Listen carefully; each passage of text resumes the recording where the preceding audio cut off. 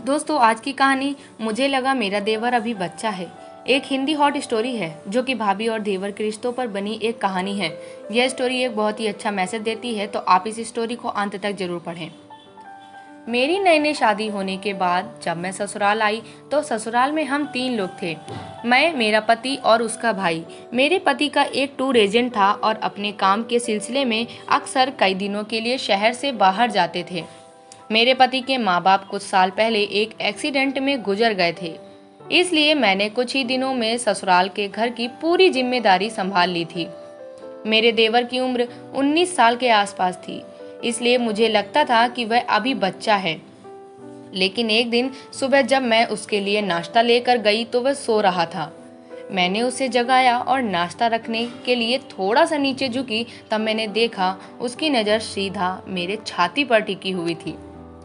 फिर ऐसे ही एक दिन जब मैं अपने रूम में कपड़े बदल रही थी तो मैंने देखा वह मुझे खिड़की से छुप छुप कर देख रहा है।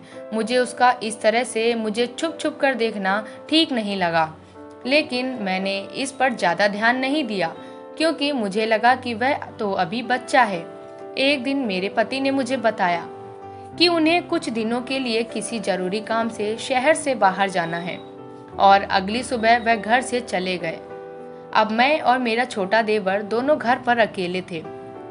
उसी दिन मैं वॉशरूम में नहाने के लिए गई तो मैंने देखा वॉशरूम का लॉक खराब हो गया है। तब मैं ऐसे ही दरवाजा बंद करके नहाने लगी। जब मैंने अपने कपड़े उतार कर नहाना शुरू किया तभी मेरा देवर बाथरूम का दरवाजा खोलकर सीधा अंदर आ गया। उसे देखते ही मेरी सांसें थम गईं और मेरा दिल जोर जोर से धड़कने लगा क्योंकि मैं बिना कपड़ों के उसके सामने खड़ी थी। मैंने खुद को संभाला और उसे जोर से डांटा और कहा, आज आने दो तुम्हारे भैया को, मैं तुम्हारी इन गलत हरकतों को तुम्हारे भैया को बताऊंगी। तब मैंने देखा उसकी आंखों में काफी गुस्सा था और कुछ देर तक मुझे घूरने के बाद वह बाथरूम से बाहर चला गया। अगले दिन मैं कुछ काम से बाजार गई थी। जब मैं बाजार से घर वापस आई और अपने कमरे का दरवाजा खोला तो जो मैंने देखा उसे देखकर मेरी रूह अंदर तक कांप गई। मैंने देखा मेरे कमरे के टीवी पर मेरी नहाने से लेकर कपड़े बदलने तक की वीडियो चल रही है। मुझे यह सब समझने में 1 मिनट भी नहीं लगा कि यह सब किसने किया है। मैं गुस्से में सीधा उसके कमरे में गई तो मैंने देखा वह आराम से बेड पर लेटा हुआ था और उसने कहा, अगर आपने मेरे बारे में किसी को कुछ भी बताया तो मैं आपकी जिंदगी बर्बाद कर दूंगा। मैं आपकी सारी वीडियोस को इंटरनेट पर डाल दूंगा। मैं उसकी बात सुनकर काफी डर गई और उसके सामने हाथ जोड़कर बोली कि मैंने तुम्हारा क्या बिगाड़ा है। तब उसने मुस्कुराते हुए कहा, बस मैं एक बार आपके साथ रात गुजारना चाहता हूँ, उसके बाद मैं यह सारी वीडियो डिलीट कर दूंगा और कभी इसके बारे में किसी को नहीं बताऊंगा।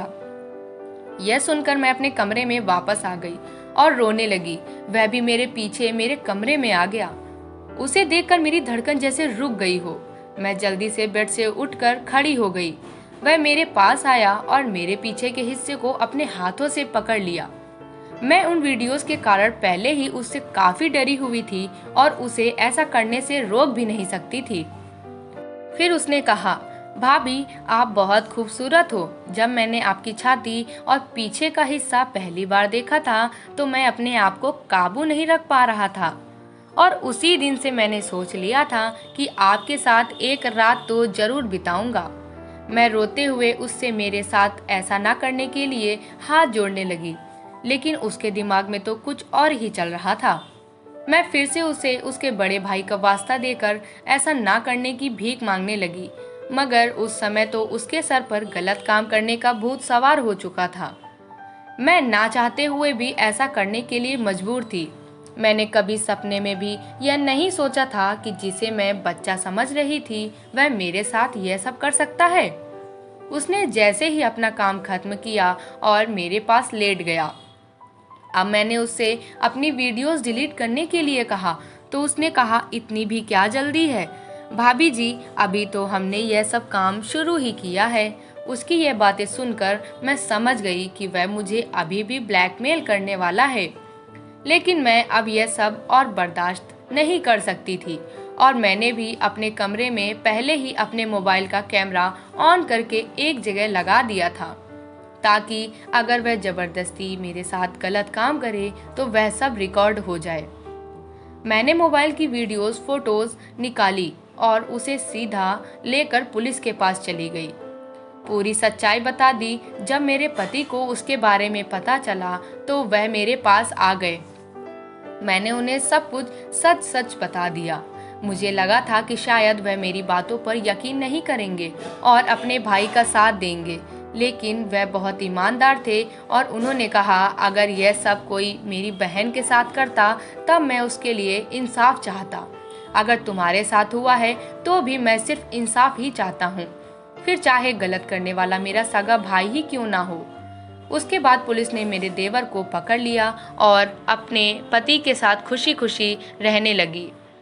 पति पत्नी एक दूसरे की सबसे बड़ी ताकत होती है। अगर वह एक दूसरे पर भरोसा करें और एक दूसरे का साथ दें तो वह दोनों हर मुश्किल से पार पा सकते हैं। दोस्तों, यह कहानी एक सीख भी है कि हमें किसी भी तरह के शोषण के खिलाफ चुप नहीं रहना चाहिए, वरना वह शोषण हमारे लिए खतरा बन सकता है। आपके इस कहानी को लेकर क्या विचार हैं? अपने विचार कमेंट बॉक्स में ज़रूर बताएं और मेरे चैनल को सब्सक्राइब जरूर करें। धन्यवाद।